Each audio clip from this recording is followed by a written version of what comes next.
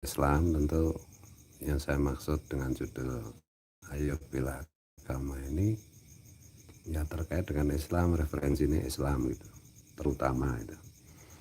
Jadi akan saya mulai dengan sejarah Rasulullah di awal beliau menjadi Nabi dan Rasul di Mekah itu. Di beliau pada awalnya diam-diam mengajak sahabatnya, keluarganya, kemudian lama-lama secara terbuka mengajak kaum pagan musyrik Mekah untuk ya, menjadi masuk Islam itu. Nah akibatnya Rasulullah dan para pengikutnya dibully, diasingkan, bahkan ada yang banyak yang dibunuh, yang perempuan banyak yang diperkosa, budak dibunuh. Salah satu contoh misalnya sahabat Bilal itu disiksa sedemikian rupa.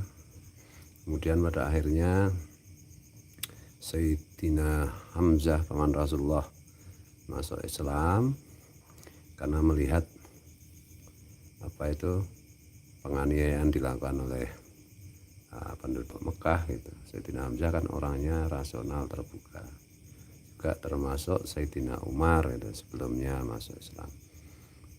Nah, di situ itu sampai suatu ketika itu sahabat Umar radhiyallahu anhu maupun Sayyidina Hamzah itu sampai beberapa kali bertanya kepada Rasulullah, ya Rasulullah, bukankah kita ini di pihak benar, bukankah kita itu melaksanakan perintah Allah? Kenapa Allah tidak memerintahkan kita, tidak mengizinkan kita untuk membela diri?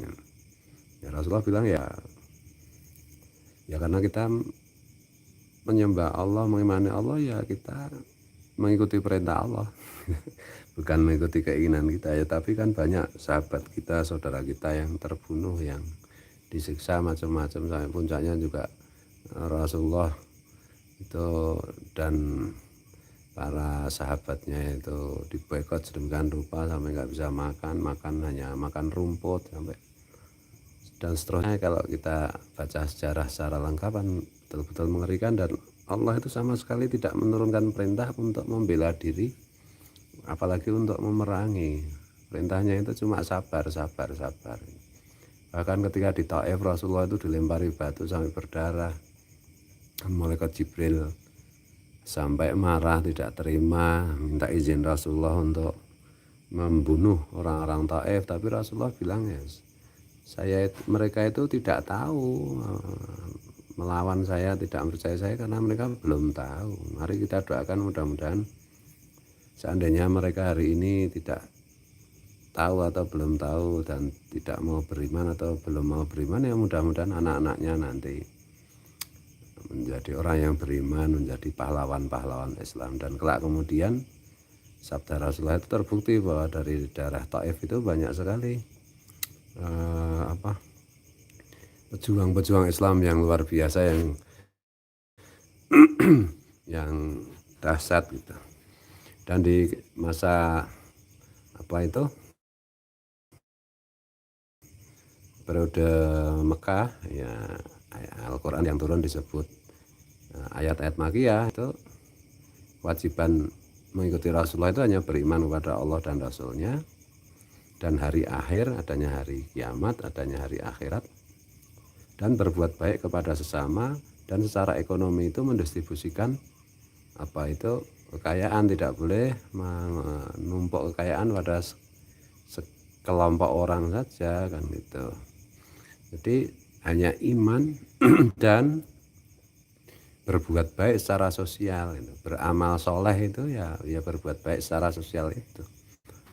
Maka turunlah ayat-ayat seperti, tahukah kamu orang yang mendustakan agama, ara'aital ladzi yukadzibu biddin, fadzalikal ladzi yad'ul yatim.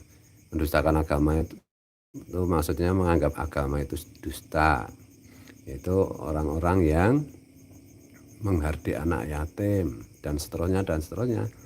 Ritualnya jalan, tapi secara sosial nggak jalan, nggak peduli, itu namanya pendusta agama. Sampai fawailul lil musallin alladzina hum an sholatim sahun dan seterusnya.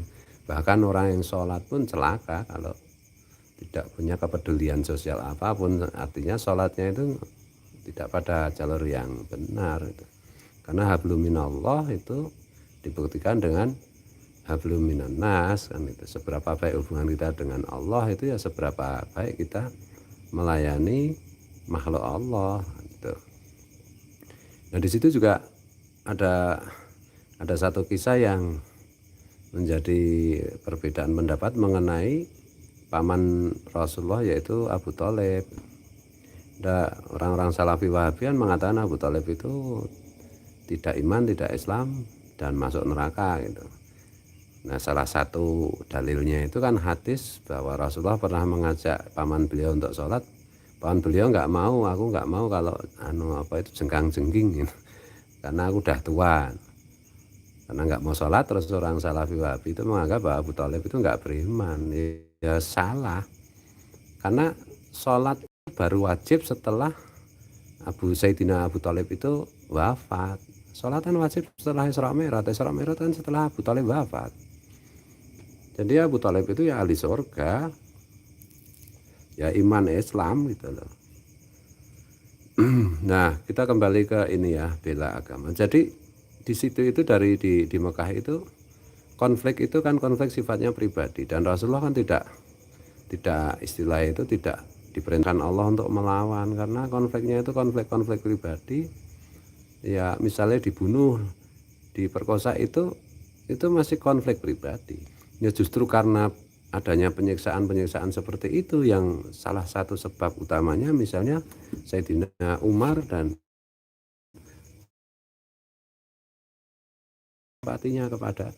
Kemudian pada akhirnya Allah memerintahkan Rasulullah untuk hijrah. Meskipun sebelumnya Allah sudah memerintahkan Rasulullah untuk beberapa sahabat seperti Sayyidina Ja'far, paman beliau itu hijrah ke Habasyah ya, ke Ethiopia, yang kebetulan rajanya itu adalah ahli kitab Nasrani yang teguh, dan di situ dilindungi. Makanya dalam Al-Quran itu juga dilestarikan, difirmankan Tuhan bahwa di antara ahli kitab itu yang istilah yang lebih dekat kepada Islam kan orang-orang Nasrani kan. Ya kemudian kita peringkas, kemudian Rasulullah hijrah ke Madinah. Di Madinah sebagaimana sudah menjadi kesepakatan orang-orang Madinah bahwa Rasulullah diberi tempat dan hidup bersama. Di situ ada banyak, terutama Yahudi kan yang paling menonjol. Dan disitulah Rasulullah memberikan contoh bagaimana membangun peradaban, kesetaraan dan lain-lain gitu. Dan la ikraha fiddin, dan tidak ada paksaan dalam beragama. Dan kalau ada orang Yahudi melakukan kesalahan pidana yang sifatnya merugikan orang itu Rasulullah mengambil, kalau dimintai hukum itu Rasulullah memberikan hukuman sesuai dengan kitab Taurat gitu. Kalau ada orang Nasrani minta fatwa hukum, maka Rasulullah memberikan fatwa sesuai dengan kitab Injil. Kalau orang Islam ya sesuai dengan Al-Quran. Jadi di Madinah itu kan kita kenal juga dengan istilah piagam Madinah ya, kesepakatan untuk hidup bersama. Nah di Madinah itu turunlah ayat mengenai bolehnya mempertahankan diri, memerangi orang yang hendak memusnahkan peradaban. Maka perang pertama yang paling terkenal itu, meskipun sebelumnya ada perang-perang kecil, yaitu perang yang paling terkenal kan Badar gitu. Nah di situ itu peperangan itu tidak bisa dihindari karena ada sekelompok orang yang mau memusnahkan peradaban, yang mau memusnahkan komunitas, itu bukan pribadi per pribadi. Dan perang di situ itu semata-mata adalah mempertahankan kehidupan. Maka di dalam Al-Quran itu kalau berbicara tentang perintah perang itu Allah itu kadang-kadang menggunakan susunan kalimat, orang-orang diajak untuk mempertahankan kehidupan, gitu loh, bukan untuk memusnahkan kehidupan. Dan itu bukan sekedar persoalan dia seagama atau seiman atau tidak. Ini masalah peradaban, masalah hidup bersama yang hendak dimusnahkan, gitu loh. Kalau soal keyakinan agama, keyakinan iman ya terserah. Islam itu sebagaimana saya pelajari, kesimpulan saya itu, keislaman itu adalah melindungi keyakinan apapun, keimanan apapun gitu. Di luar Islam gitu loh. Tanpa mengurangi keyakinan kita kepada Islam, karena memang Al-Qur'an sendiri bilang, Allah berfirman bahwa bisa saja Allah itu kalau berkehendak itu menjadikan manusia itu satu agama, satu iman, satu keyakinan, tapi Allah tidak menghendaki seperti itu. Dan setiap orang itu cenderung mantap dengan keyakinannya masing-masing gitu. Maka ayat itu kan ditutup dengan fastabiqul khairat. Maka oleh karena itu berlomba-lombalah dalam kebaikan. Dalam kebaikan itu imannya apapun ya, makanya Gus Dur bilang agamanya apapun itu yang penting selagi kau berbuat baik ya tidak masalah. Di dalam rangka hidup bersama seperti itu meskipun keyakinannya berbeda gitu. Nah, kemudian kita ringkas bahwa pada akhirnya misalnya satu contoh yang dikritik oleh orang-orang barat ya, ketika sekelompok Bani Quraidah ya itu, sekelompok Yahudi yang berkhianat terhadap kesepakatan hidup bersama itu, ketika ada perang Al-Ahzab itu mereka main mata dengan kelompok orang yang musnahkan komunitas Madinah. Nah, mereka oleh Rasulullah itu dihukum, laki-laki yang dewasa itu dihukum sesuai dengan Taurat. Nah, Taurat mengajarkan bahwa pengkhianat itu dihukum mati, maka disitulah dieksekusi Bani Quraidah itu yang laki-laki yang dewasa dibunuh, sementara yang perempuan yang anak-anak diusir itu sesuai dengan Taurat, gitu loh. Ya, Rasulullah menetapkan hukum itu karena yang melanggar itu orang-orang yang memegang kitab Taurat. Nah, ini orang-orang barat, orientalis barat kan mengkritik itu, kenapa Rasulullah mengeksekusi itu orang-orang Yahudi yang berkhianat itu. Ya karena orang Yahudi itu punya aturan seperti itu, dan yang menetapkan hukum kan ya rahib mereka gitu loh. Rasulullah yang memerintahkan ini kalau berkhianat, kalau menurut keyakinan kalian yang dalam Taurat apa itu, coba rahib ceritakan dan laksanakan, kan begitu. Nah, ketika misalnya Rasulullah itu ketika pada akhirnya itu pada saat Fathul Makkah ya, pada saat memasuki Mekah, mengembalikan Mekah sebagai miliknya Rasulullah dan para sahabat yang diusir, atau dengan kata lain Rasulullah itu punya hak untuk kembali ke Mekah. Dan karena orang Mekah itu terus menghalang-halangi, maka akhirnya terjadilah insiden peperangan itu, yang meskipun tidak terjadi secara signifikan karena orang-orang Mekah pada waktu itu sudah secara mental sudah kalah duluan kan. Nah, itu para sahabat kan teringat ketika dulu dibully, diperkosa, disiksa macam-macam. Ini kan hari ini adalah hari pembalasan. Para sahabat Nabi kan bilang gitu, Nabi enggak, hari ini adalah hari pengampunan. Siapa penduduk Mekah yang masuk rumahnya Abu Sofyan selamat, siapa penduduk Mekah yang masuk sekeliling Ka'bah selamat. Rasulullah bilang begitu loh, bukan masuk Islam loh, masuk rumahnya Abu Sofyan loh. Gitu loh. Nah, pada akhirnya bahwa orang Mekah pada waktu itu memilih untuk masuk Islam, nah itu perkara lain, tapi kan memang la ikraha fiddin, tidak ada paksaan dalam beragama. Seandainya pada waktu itu tuh orang Mekah juga banyak yang tidak masuk Islam juga nggak apa-apa. Nah, kemudian juga Rasulullah menyampaikan bahwa ini kaitannya dengan bela agama itu kan kekhalifahan atau khilafah itu ya.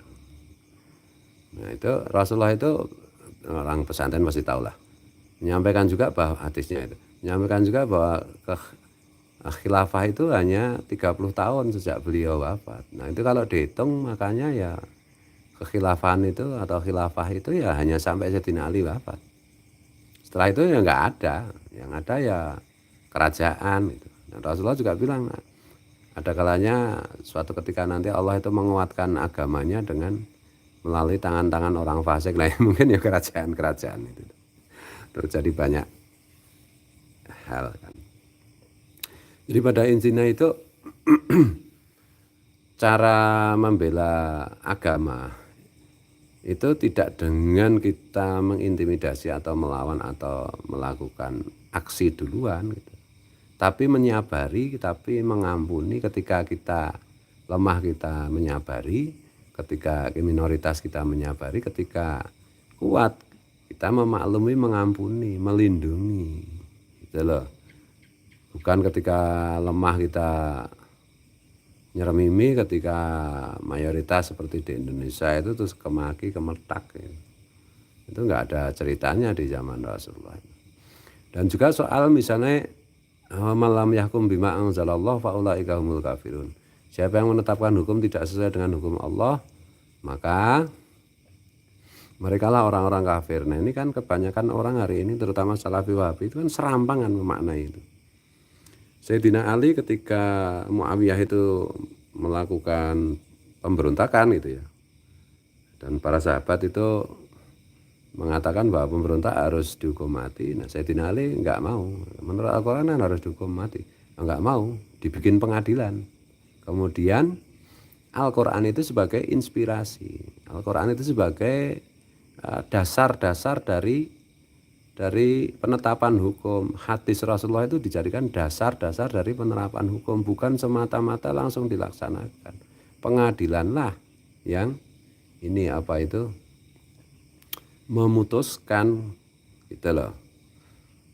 Jadi apa itu jenis sampai Sayyidina Ali itu pada akhirnya kan dibunuh oleh Ibnu Muljam, sekte Khawarij kalau sekarang ya Salafi Wahabi itu ya.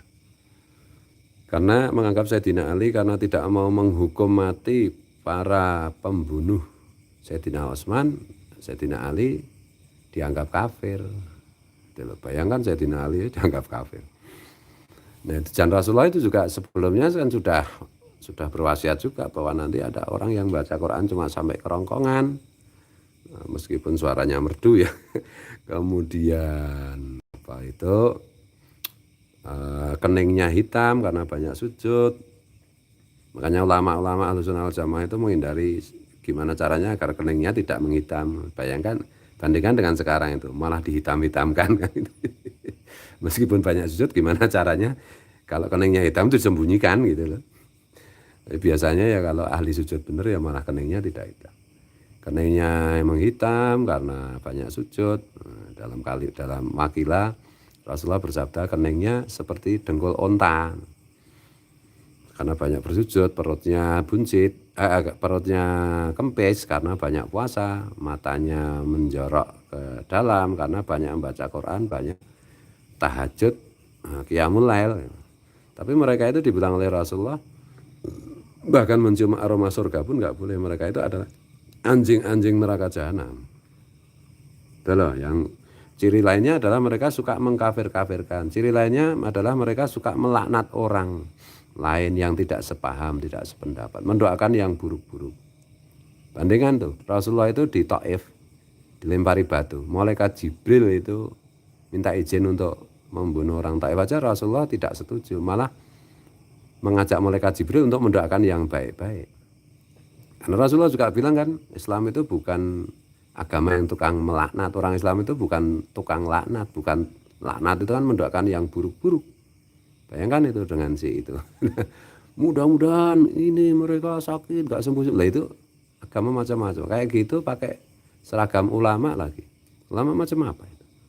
Ya tetapi kan ada hadis Rasulullah melaknat musuh. Iya dalam peperangan.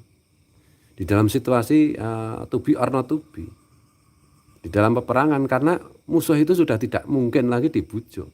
Lah ini nggak ada peperangan, nggak ada apa-apa di Indonesia itu kalau nggak setuju dengan kelompok itu dilaknat.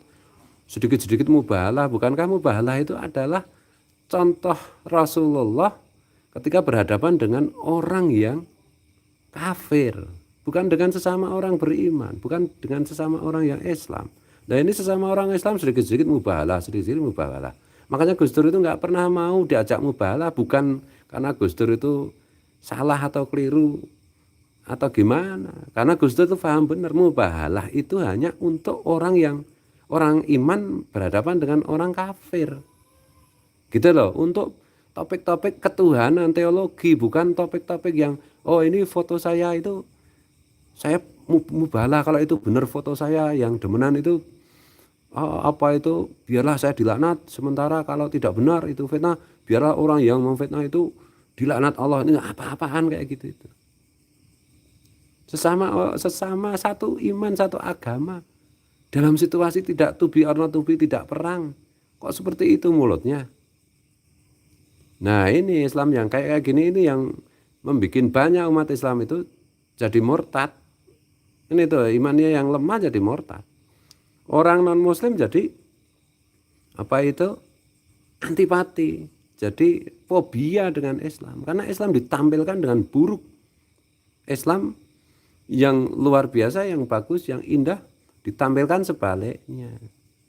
Jadi kadang-kadang itu orang ngaku-ngaku bela agama, ayo bela Islam. Itu mereka bukan bela agama, bukan bela Islam, mereka memburuk-burukan Islam, mereka apa itu mencoreng-moreng Islam. Itu loh.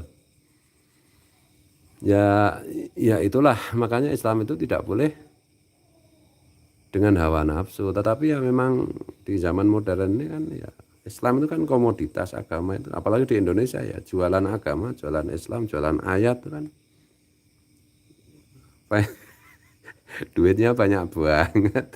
Rumahnya aja kayak raja-raja Arab ya. Aku baca ada tokoh yang aku selalu membela Islam, itu rumahnya kayak raja-raja Arab. Dan biasa mereka bikin hoa, si ulama ini mimpi ketemu Rasulullah memuji ini si itu ternyata kan semua hoa.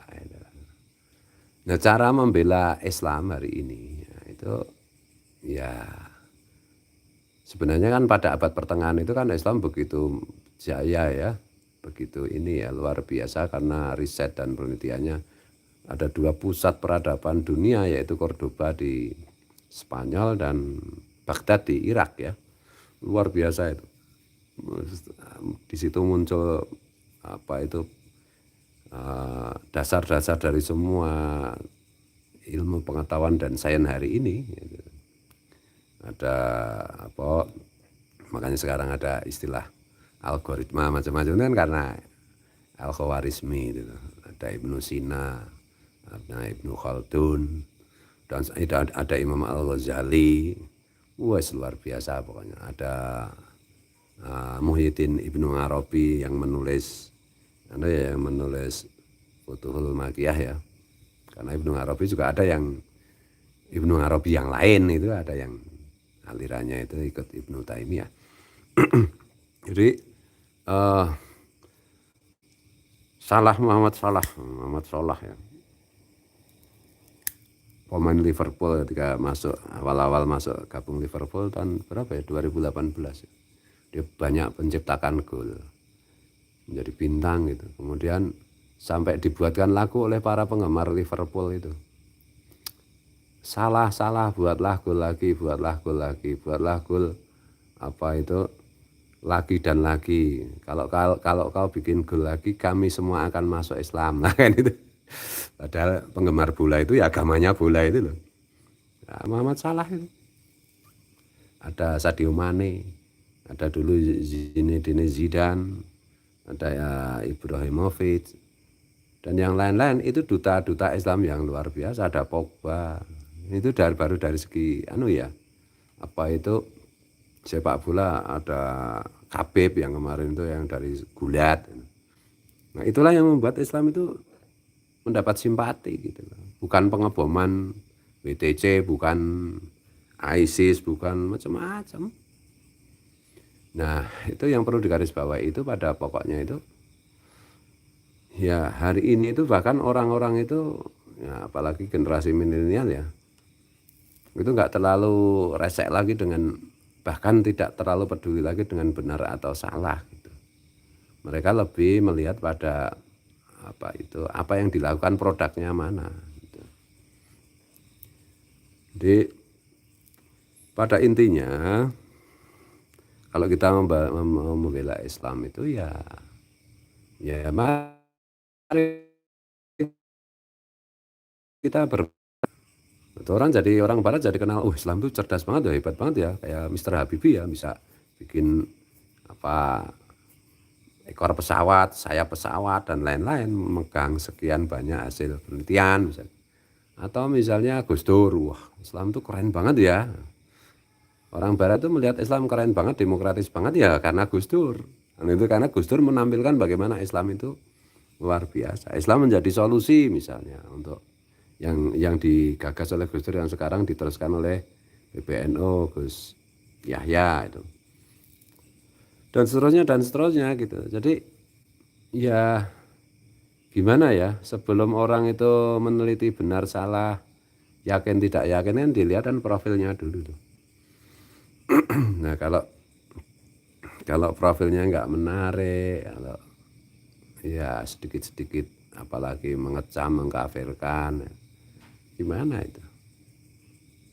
Banyak orang malah jadi antipati dengan Islam. Ada penelitian ya, nanti bisa dicek, cari aja itu di internetan banyak, bahwa radikalisme itu sedikit banyak menyumbangkan besarnya arus ateisme di kalangan umat Islam. Bahwa radikalisme itu Islam garis keras, Islam yang ngotot seperti itu menyumbang, menjadi faktor penyebab migrasi agama, murtadnya orang Islam. Tuh. Coba diteliti lah, terutama yang kajian-kajian yang berbahasa Inggris kan banyak, nanti bisa dicari. Makanya di Timur Tengah, di Arab Saudi yang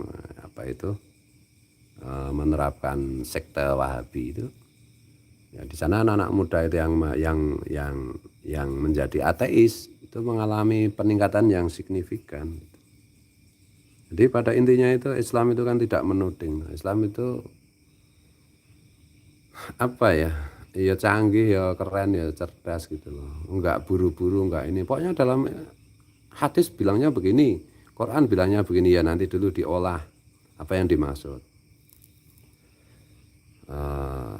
Jangan asal-asalan gitu, jadi nanti kesannya Islam itu jadi, karena Islam itu kan memang diturunkan Allah untuk sampai hari kiamat gitu. Ya tentu padahal manusia itu mengalami pertumbuhan atau perubahan atau perubahan cara hidup, peradaban berubah terus. Ya, jadi ya makanya setiap 100 tahun itu Rasulullah bilang ada mujtahid yang merumuskan lagi mengenai bagaimana Islam yang sesuai dengan konteks zamannya. Dan itu toh. Nah, orang-orang yang garis keras itu kan biasanya ya pegangannya kan istihad ulama, terutama ulama fikih yang ditulis, yang dirumuskan dalam suasana terutama perang salib kan. Di situ tentu saja secara psikologis itu kan mempengaruhi. Makanya ini PBNU kan mau meluncurkan fikih peradaban. Itu bagi saya keren banget. Jadi menata ulang, mendefinisikan ulang, menjadikan Al-Quran dan hadis sebagai inspirasi, sebagai sumber hukum, itu loh, tidak ditelan mentah-mentah. Ya kira-kira kayak begitu ya. Mungkin teman-teman kalau ada pendapat atau sanggahan atau apa bisa menuliskan di kolom komentar, dan mohon maaf ini yang chat di live chat itu saya ini cuma sendirian, ini live-nya itu pakai HP sendirian, jadi nggak sempat baca.